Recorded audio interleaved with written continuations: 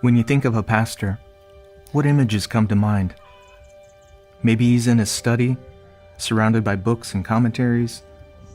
Maybe he's praying with a family in their living room, answering late-night calls, counseling over coffee, visiting a hospital room before Sunday sermon. But for most faithful pastors in Madagascar, those same responsibilities are carried out in a very different setting.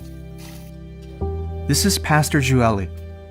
Unable to receive even a modest wage from his congregation, his day begins working in a small rice field in the middle of the city. He and his wife maintain a small garden so she can sell vegetables on the street. Whatever precious time remains is spent studying, ministering, feeding his church from God's Word with very limited tools. When we visited Joël, we walked his fields, heard his heart for his people, and placed a French Reformation study Bible in his hands. And this story is just one glimpse into a much larger mission: study Bibles for the world.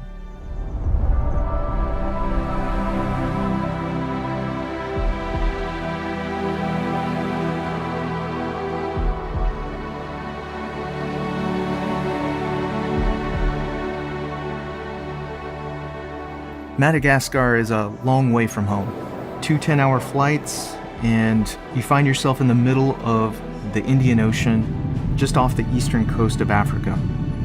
When I arrived, I saw a beautiful country, rich in resources, and yet at the same time, a country that is marked by tremendous poverty and deep physical needs. Madagascar, the 6th poorest country in the world. Many of the people here live in poverty. In fact, 75% of the population lives on less than $1 a day.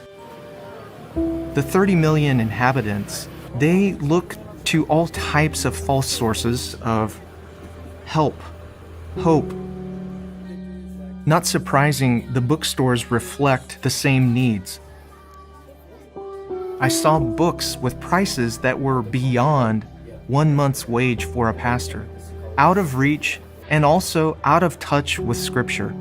Many pastors, because of their bivocational nature, they don't even have the ability to pay for a study Bible. A study Bible would represent well over 2 or even 3 months of their earnings.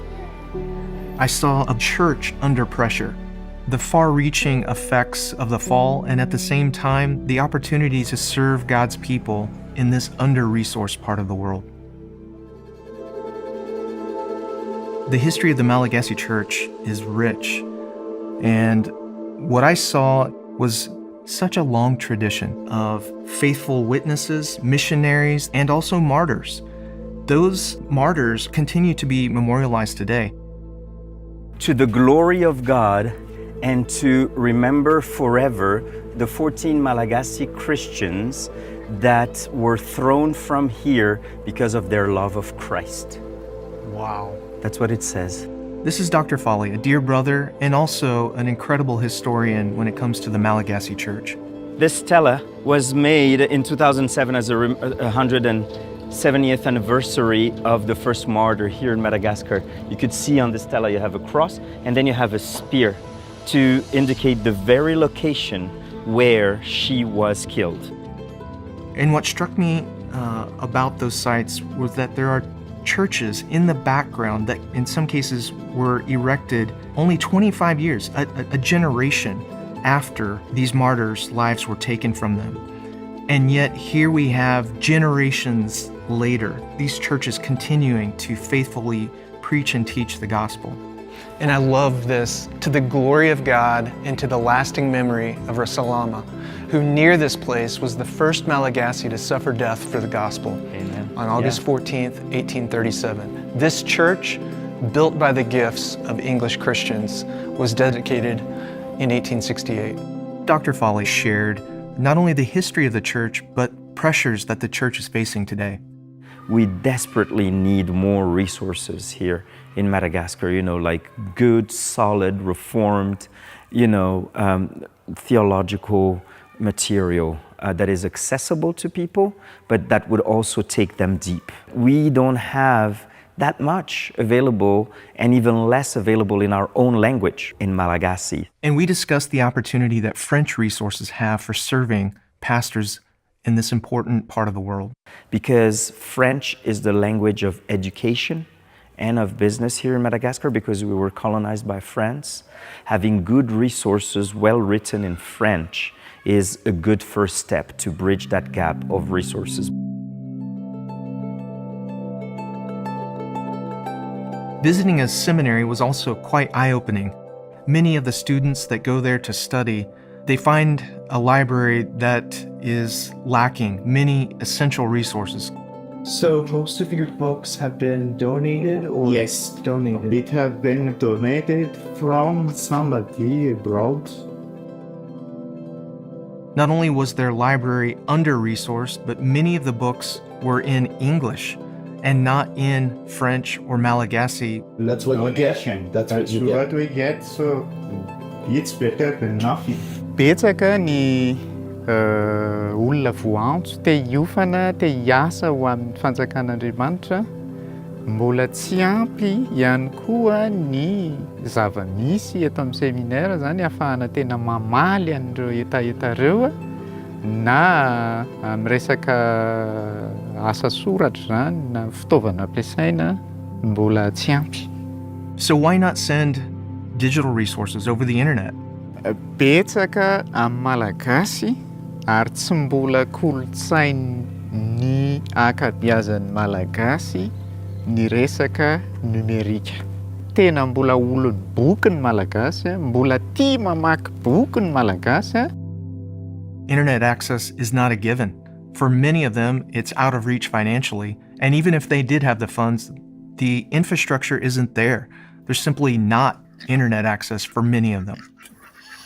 Satria zany nivoaka tao amin'ny séminaire baptiste biblika dia raisiko tombontsoa lehibe ny nalalako ny fahamarinana ary zany fahalalana fahamarinana zany no manery anay tia hanaparitaka izay filazantsara sy ny fahamarinana avy amin'ny alalany eto manomboka eto ka na izany aza dia tsy vita mora ny asa fanompoana satria mila mpanohana, mila arabola, mila fitaovana, mila boky, mila zavatra maro.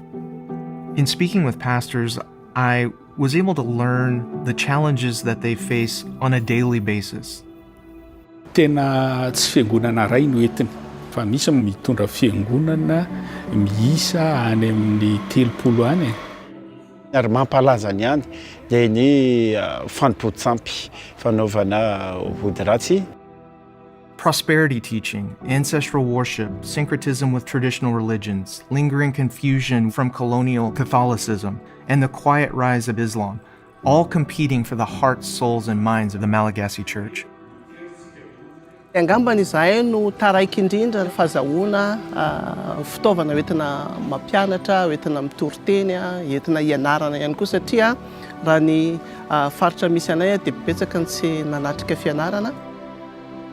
Ny toerana misy aloha saika mahay mamaky teny daholo fa amin'ny ankapobeny tsy mahavidy ny Bible d'étude. The thought of having a study Bible for many of them is out of reach.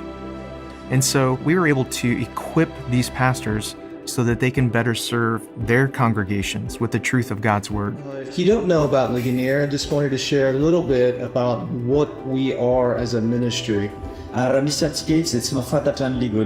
So everything we do as a ministry is to point people to the holiness of God in all its fullness to as many people as possible. Today I'm pleased to share that this is the first large distribution that we hope will be the first of many for pastors like you throughout Madagascar.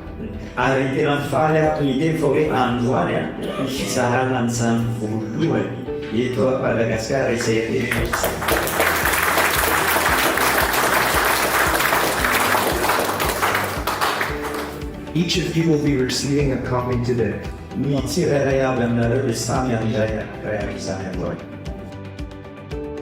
Pastors would greet us in tears as we handed them their copy of the French Reformation Study Bible.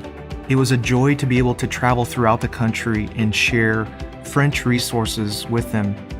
It puts the Bible back into the hands of every pastor, and they get their training from the Word, they stay in the Word, and they are brought back into the Word by this Reformation Study Bible.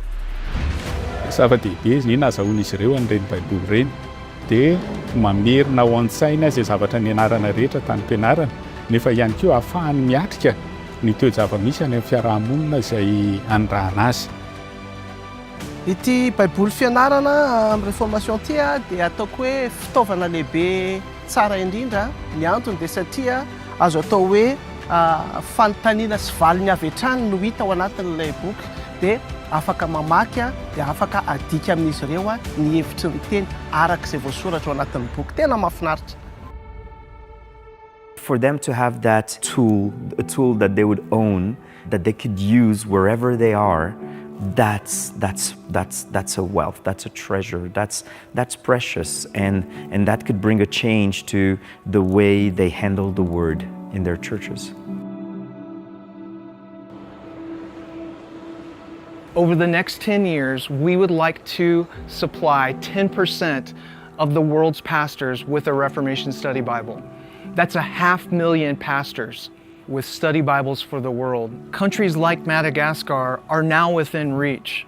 We have the French edition of the Reformation Study Bible, but we also have several other languages that are now available, being printed and being distributed to these pastors around the world. And we could not do that without the support of so many. And that's what we're asking you to do. Would you come alongside us as we come alongside the global church and serve these pastors with trustworthy theological resources that are faithful to the historic Christian faith?